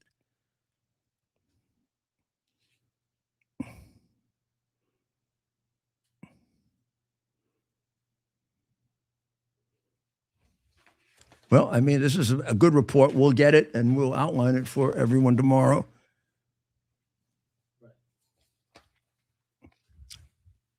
Well, that's what we're facing, and we'll have to see. We'll have to see what happened. It almost seems like the rest of the news is sort of this whole Epstein had a child. Hey, poor kid. I hope that's not true. That's what Fergie says. Is Fergie all there? I couldn't tell you, honestly. I haven't heard of. Okay, I mean, I know about Fergie. Fergie I've met Fergie. I thought she was okay, but then I also met Andrew, and he's obviously not okay. So what kind of a judge am I? I never met Epstein, though. Never been on the plane and never even been near him. I hope they find Savannah Guthrie's mother. I think this is terrible, and it's awful. I hope the president didn't have the press there for the Petro meeting because he slapped a little guy around a little. Just a few slaps, nothing terrible. Just, like the Godfather slaps around Johnny Fontaine. Yes. And they puts him up on the piano. Be a man, stop crying. That kind of thing. Right. The guy looks like a little mafia gangster. So why not slap him around a little? Well, I think we've covered everything that I need to cover. I should tell you, remember the flight we're talking about, the flight to the moon? Yeah. Which is still, what's today, the 4th? Today is Third. the 3rd. So it's scheduled. The first one is either the 6th or the 7th. I think that they've already determined that was it's not a good window, the first window. All of February? I don't know if all of February, but I think the first launch window was not good. Well, they had a wet dress today. What is that? The wet dress is a rehearsal. And they had a rehearsal of the takeoff, but they didn't report on how it went. They have a wet dress usually 2 or 3 days before they take off. Yeah, when is that? I think the first takeoff was for the 6th or 7th. So now March 2026 is the earliest launch window. I know. I wanted to go. I'm actually glad I didn't plan anything. I know it. Well, if you think, I mean, and I'm not a scientist, but if you think about the weather, I mean, you could kill these people if you're not careful. Well, the weather, like the O-rings, right? Like O-rings expand and contract with heat, and we've had a very cold spell here. It's insane. Yeah, very unexpected. It's absolutely insane what's going on here. So Israel, Saudi Arabia has now basically turned on Israel. Yep. They've turned on Israel. And they've have a quote out saying, wherever Israel is present, there is ruin and destruction.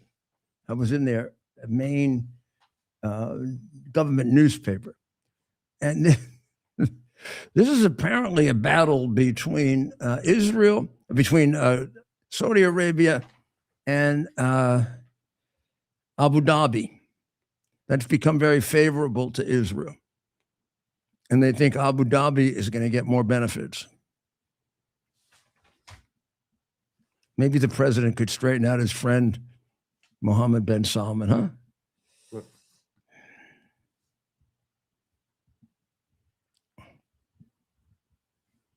Yeah, so the Anti-Defamation League has expressed concern about the Saudi Arabian positions, and the viability of Abraham Accords, it does say it's still open. Saudi Arabia does say it's still open to normalization.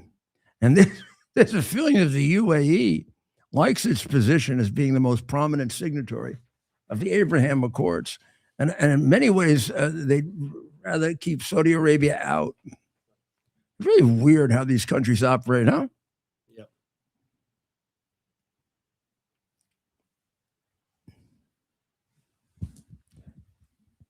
One American commentator said the Saudis now seem to realize that their dispute with the Emiratis has crossed into an anti-Israel posture of increasing virulence, and that it was creating problems for them with Washington. So maybe it'll get resolved, but it'll give you a sense of how complicated this is, and then how easy it is for Iran to exploit it. And if you don't have Iran around, you can sort of settle it without outside interference. Right. I thought we gained a great advantage. We convinced India, after tremendous pressure, to cut off Russia. So India does not want to get hit with the 50% tariffs. Tariff goes down to 18% if they don't trade with Russia. Right. They are now they are the second biggest customer for Russian oil. If they're cut off, then it's just China. And they'll bankrupt China if it's just China. And the messaging inside India on the deal that they reached with the US is just, it's so positive. Well, I think India loves America. I really do. But this playing with China, this playing with Russia, I don't get. Nobody is more fearful or realistic about China than India. And they need us against, and sure, we need them, but they need us a lot more than we need them. So I think this was a smart move. They have to sacrifice Russia in this situation. Yeah, I guess that's the calculation. So everybody's worried about what happened in Texas, Ted. You're my political expert. What do you think? Well, I think, look, Texas has new districts, and remember, this is a turnout game today too, because this is a special election, or not today rather, but in the Texas situation. And so there's a lot more, people want to make it a bellwether, but. Where's my whiteboard?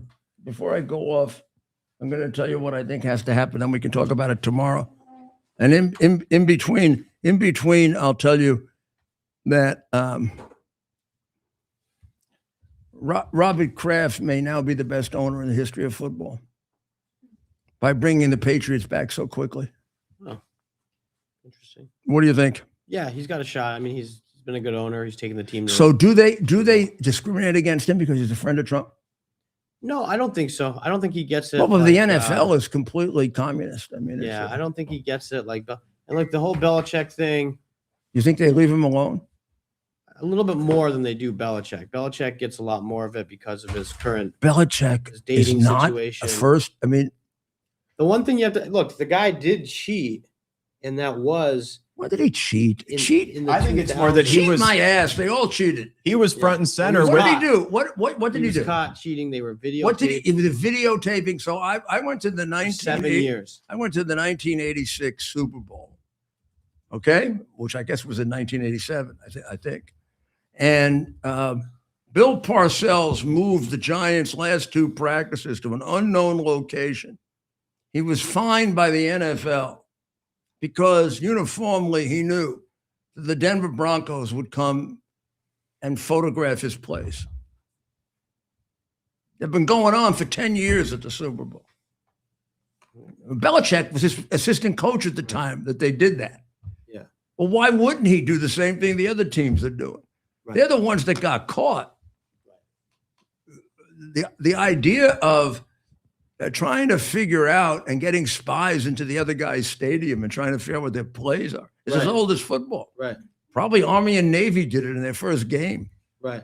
So ridiculous. I mean, they act like they're little Lord Fauntleroys. Just want to highlight, though, that Kraft did watch the world premiere of Melania with President Trump. That's why he should get it. The main reason he should get it. Well, yeah. Well, that's why they That's didn't the give main it to reason. him.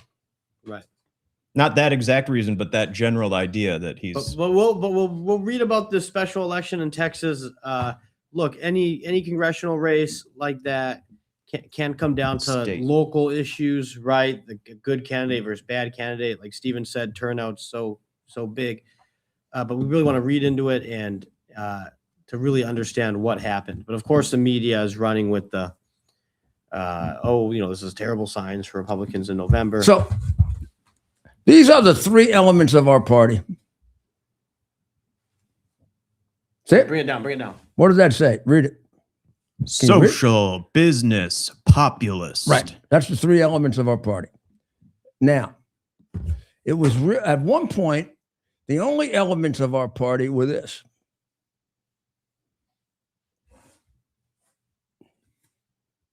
We didn't have a middle. Bring it down. Bring it down.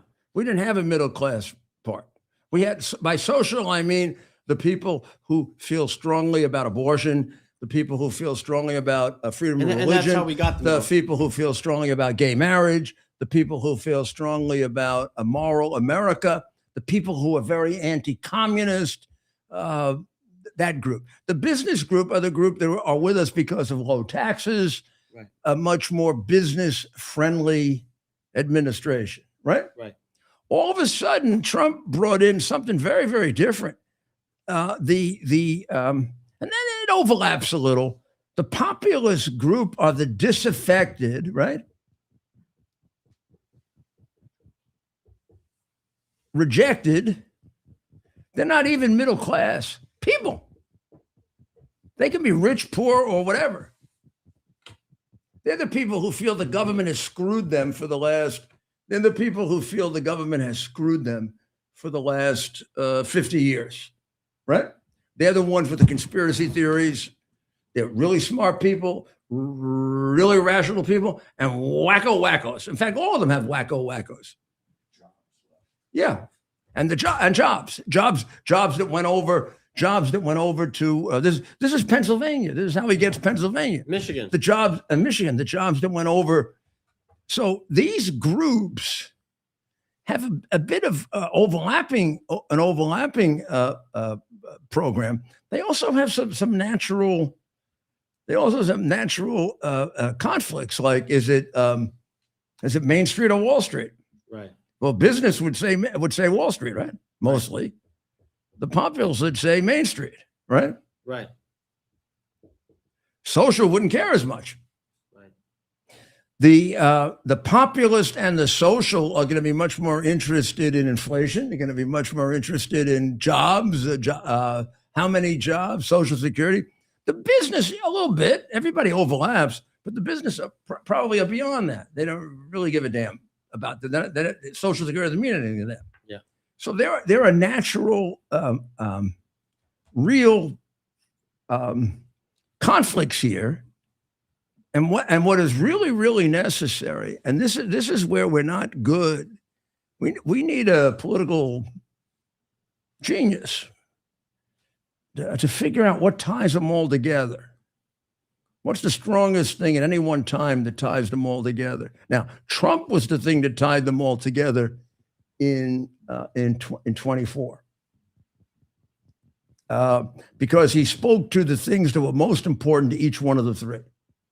Now, when we go to our congressional delegation, they're all over the frickin' place. So, some of them hate the populists.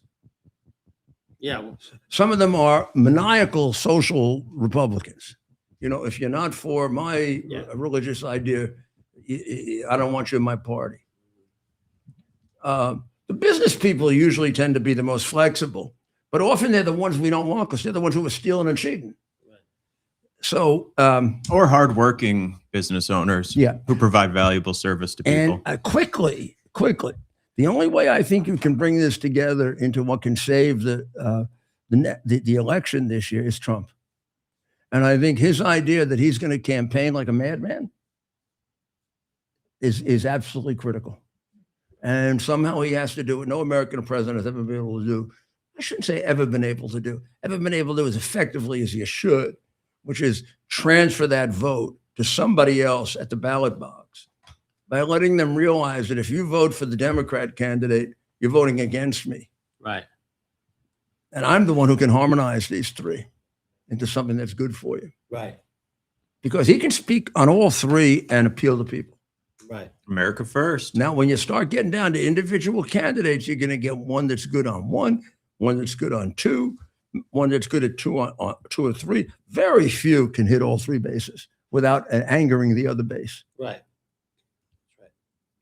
And I think that's we can do more on that, but I think that's the key. That's the key to this election, and it's not as it has been in the past. I mean, we won an election in 2010, big time midterm election because we weren't in power, by just running against Nancy Pelosi. That isn't going to work this time. There isn't one person. We thought maybe we could run against Zandami. Yeah. He's not that important.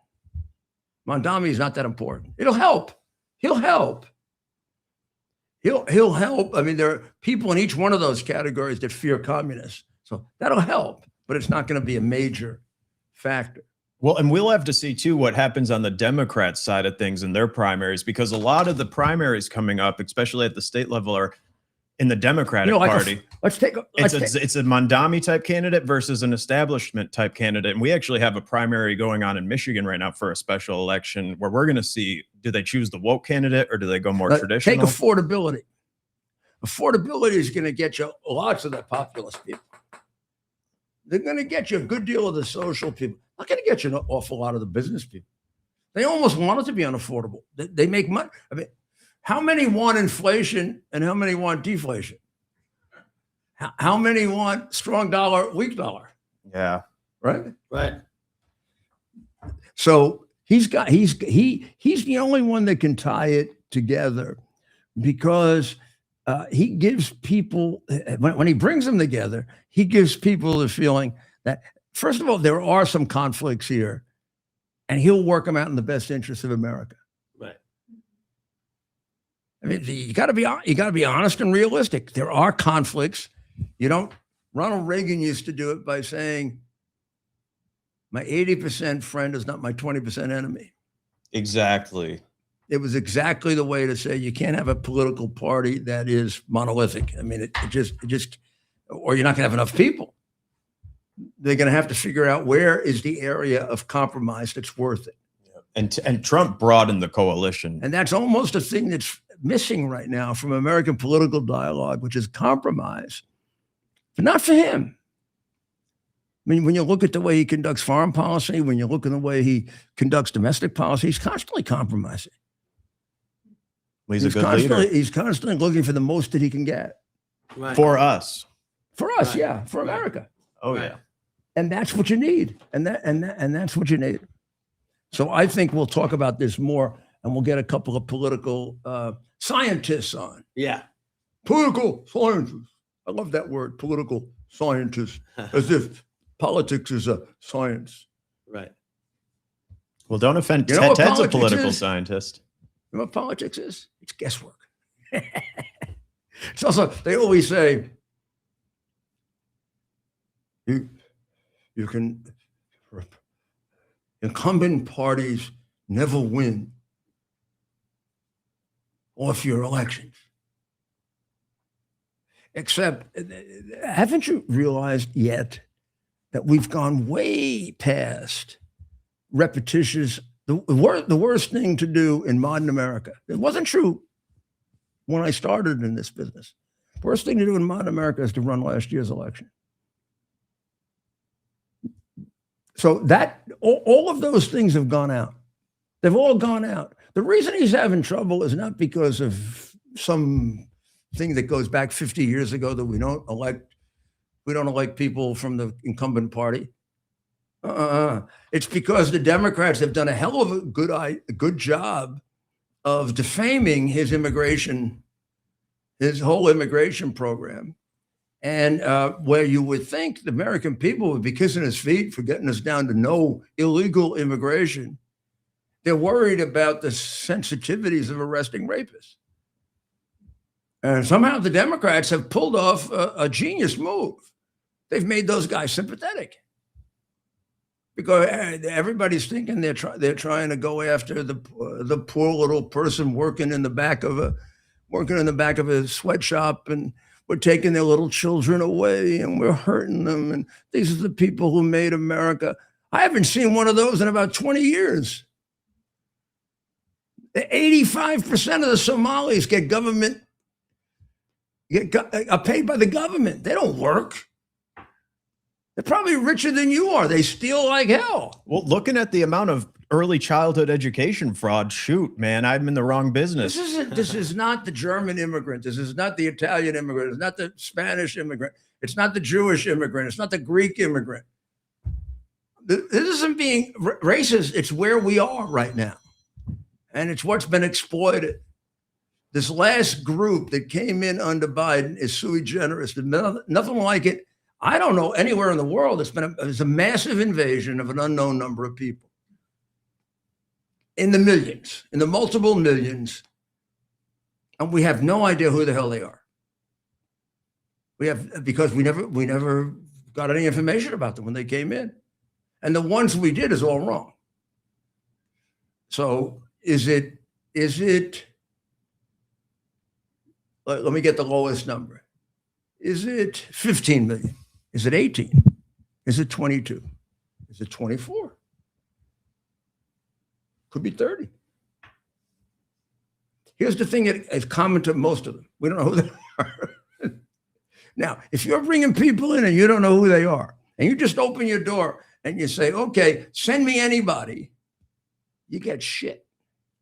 Or worse, dangerous. You get all the people that otherwise can't come in, and all the people that the terrorist groups want to bring in, all the groups that the organized crime groups want to bring in, all the people that the human traffickers want to bring in, all the children they want to bring in to exploit. And we go from a country that wasn't and now is the leading country for exploitation of children. That's great, huh? The city on a hill becomes the place where we exploit children the most. Predictably so, with an open border. Trying to change that, you become the bad guy. So this is about masterful manipulation of the press, for which we can't give them too much credit because they own it. You see, when they manipulate the press, it takes them about 2 days of work. For us to do it, it would take like 2 years because the press is on their side. So we have to find other ways to defeat it. And there are available other ways to defeat it now that weren't available in 2020 when Steve Bannon and I were trying to get out the fact that the election was fixed, and or even before that, that the hard drive belonged to Hunter Biden. All we could access is about 50% of the media at best. Now we could access 70% of it, but we have to do it, and we got to do it in a sensible and honest way, and we have to be as organized as we can be, but really energetic and get the message out. And I think there's a chance we can do that if we understand what the message is. So you come back tomorrow and we'll have plenty more on it. This is the main objective of this year, to make sure we hold on to the House and Senate so we can continue to reform America. The president has done a great job. He's done as much as you can do in 1 year, given the realities of where things are. In fact, he's done twice as much as the realities would allow, maybe 3. But if God forbid it turns around, then he'll still do it. I mean, I was his lawyer for 3.5 of the 4 years he was under persecution. And I used to say to him, when they stop persecuting you, maybe you won't perform. It was remarkable what he would get done. Now I see what he can get done without it. It's unbelievable. But you can't believe what it was like to be involved in those impeachments. I mean, you get 2 days just taken away going through some stupid thing that Mueller was raising that was completely false, but could have destroyed his presidency. We can't have that again. Even if we keep the Senate, if the House gets taken over by the criminals that make up most of the Democratic Party, well, it'll be a disaster for us. So Right. we're going to dedicate ourselves to that. We're also going to dedicate ourselves to Iran becoming free. Right. And we're going to pray for the people of Israel that we finally get that war over and get rid of Hamas. And what else do we have to do? Let's see. There are only a few little things like that. Just teeny little things like that. What else do we have to do? Oh, we got to get that stupid thing over with in Ukraine so that the master murderer of the 20th and 21st century, Putin, gets put in his place. I don't share with the president this kind of like friendship with Putin. Didn't share it with Bush either. I went to see him after Bush had said, I saw like a God in his eyes or something. The minute I finished the 2 hours with him, I went back to my chief of staff and I said, I kind of see Satan. It looks like one of the murderers I put in jail. Wow. Yeah. The guy was killing people at 20 years old. I mean, that does something to you. Ooh. Right. Well, you come back tomorrow, 7 o'clock on Lindell and X, 8 o'clock on X, and we'll have plenty for you on all these things. And who knows what else. You never know in modern America. We can call it Trump's America, the modern world. Every day is a big surprise, right? You wake up in the morning. I remember the morning I woke up and we were attacking. Remember when we woke up, Ted, and we were attacking Iran? That's right. That was great. That was true. Oh, Venezuela, that was a great one. When we woke up on that was a Saturday, right? Right. On a Saturday morning, I actually thought I was dreaming. That was when I heard at 2 o'clock in the morning. Right. I had left the radio on. Right. I fell asleep. Right. And I hear Maduro's been captured. Right. And I was in that sort of like half sleep, half awake. And I said, oh, I bet that's a dream. Then I woke up. Maduro's been captured and he's been taken. Holy shit. That's right. That was quite something how that went down. And of course, we texted or we contacted our contacts. So, I mean, I don't understand why the Ayatollah was hiding. I have to say this, even though I'm over time here by a lot, and this is extremely blasphemous, and it'll get me just another fatwa. I do not understand why the Ayatollah is hiding in closets and cells and places like that because he might get bombed. I would think, given his interpretation of the Quran, that he's headed to paradise with either, and probably he gets the big number, the 79 virgins, right? Right. Or is it possible he really doesn't believe that? Right. What do you think? You think that's like a load of horseshit that he feeds to people to get them to kill people for him? Or do you think it's a load of horseshit that Muhammad fed to them? Right. I know it's terrible. You can't say bad things about Muhammad. But I cannot figure out why I can't say bad things about a mass murderer who was a pedophile. I do not understand that. I mean, it seems to me it's a violation of my right of free speech that I can't tell the truth about Muhammad when I know it from the time I was about 14 years old and started reading the Quran. First time I read the Quran was in pre-seminary, and I used to say, is this a religion? Is this a religion? And the brother who was my mentor said, no, it's a cult of death. But nobody wants to recognize it as that. You got to reorganize the whole damn thing in order to find the relatively good things in it. You got to rearrange the chronological order. It's not written in chronological order. It's purposely deceptive. And then if you put it in chronological order, so he says all the terrible things at the beginning: kill the Jews, kill the Christians, kill the infidels. If you see them, kill them on sight. Then he makes his little change. Oh, if you can get money out of them, yeah, maybe you can make a compromise if you make them slaves. And he puts that all at the beginning. They put that all at the beginning because they put the big chapters first. Then they have the little chapters, and you get to the end. At the end, you got all the stuff he wrote at the beginning. So at the beginning, he was sort of a benign, manipulative guy. He thought he was going to he thought he was going to be able to convert the Christians, the Jews, and the Arabs to his insane religion, that he went up to heaven and met with Abraham. And I mean, if he met with Abraham, Abraham would say, "Get the hell out of here, you convulsive idiot." Now, it could be he had epilepsy, because he used to give lectures in Mecca, and then he'd fall down on the ground and have a seizure. And it's unfortunate if he had epilepsy. I feel sorry for him, except for the fact that he killed so many people. But it also could be that he was just a plain nut. Or it could be they were right. That's what the Arabs, the Christians, and the Jews all thought. He was possessed by the devil. I don't know. Somebody that invented the idea of the mass grave, as far as we can tell, could be possessed by the devil. What do you think? So this is the problem we have in the modern world. We do not speak honestly about this.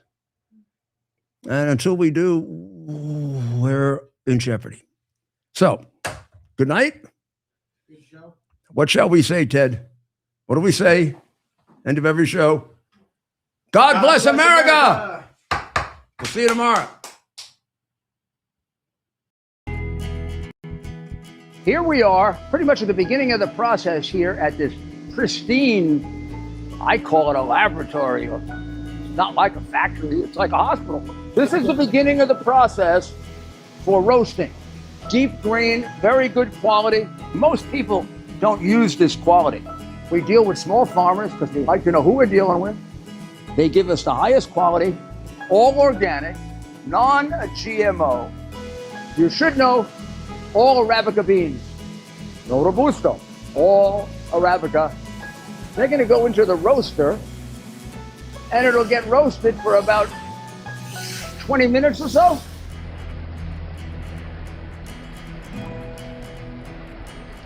Oh my goodness, look at these. My goodness.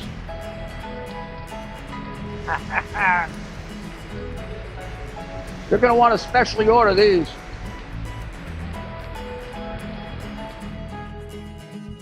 This is what goes into Rudy's coffee. U.S. Army Major Scott Smiley paid a high price serving our nation.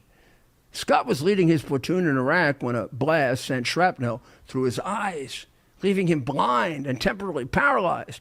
Scott would become the first blind active duty military officer before medically retiring years later. Thanks to friends like you, the Tunnel to Towers Foundation gave Scott and his family a mortgage-free, specially adapted smart home. Show your support for America's heroes now. Donate $11 a month to Tunnel to Towers at T2. It's our purpose to bring to bear the principle of common sense and rational discussion to the issues of our day. America was created at a time of great turmoil, tremendous disagreements, anger, hatred. There was a book written in 1776 that guided much of the discipline of thinking that brought to us the discovery of our freedoms, of our God-given freedoms. It was Thomas Paine's Common Sense, written in 1776, one of the first American bestsellers, in which Thomas Paine explained, by rational principles, the reason why these small colonies felt the necessity to separate from the Kingdom of Great Britain and the King of England. He explained their inherent desire for liberty, for freedom, freedom of religion, freedom of speech, the ability to select the people who govern them. And he explained it in ways that were understandable to all the people, not just the elite. Because the desire for freedom is universal. The desire for freedom adheres in the human mind, and it is part of the human soul. This is exactly the time we should consult our history. Look at what we've done in the past and see if we can't use it to help us now. We understand that our founders created the greatest country in the history of the world, the greatest democracy, the freest country, a country that has taken more people out of poverty than any country ever. All of us are so fortunate to be Americans. But a great deal of the reason for America's constant ability to self-improve is because we're able to reason, we're able to talk, we're able to analyze. We are able to apply our God-given common sense. So let's do it.